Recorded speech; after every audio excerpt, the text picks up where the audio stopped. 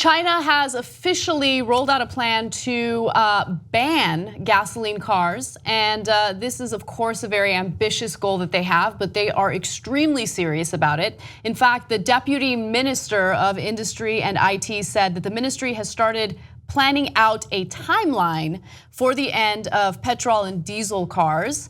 China, just to give you a sense of how huge China is when it comes to the automotive market, sold 28 million cars last year. That's a third of the 88 million cars and vans sold around the world. So they're a huge player. And so if they plan on banning gasoline vehicles in a certain amount of time, that's gonna have an impact on all these other countries that buy foreign cars. So if you're GM or Toyota or any of these car makers and all of a sudden 1/3 of the entire market says, we're not gonna buy those cars anymore, you know what you're gonna do? You're gonna stop producing them. So this is enormous. It has massive effect. So I don't often agree with the Chinese government, but this one is going to help tremendously. Look, but also proper context, China now is the leading producer of greenhouse gases in the world.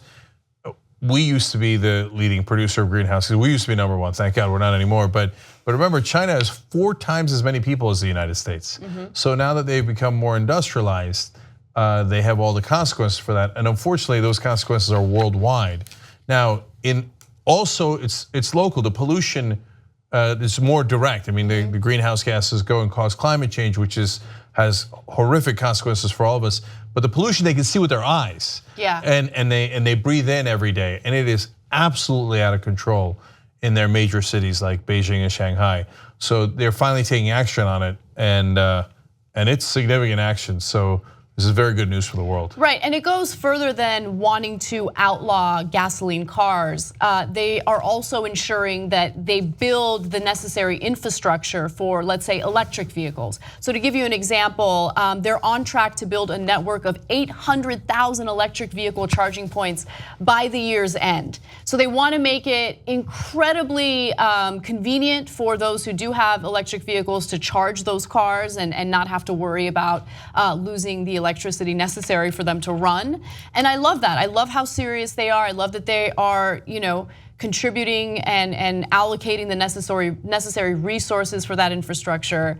We could learn a thing or two when it comes to that. Yeah, so last thing I wanted to say about that is that, look, there's plenty of corruption all across the world, certainly in China, but also here.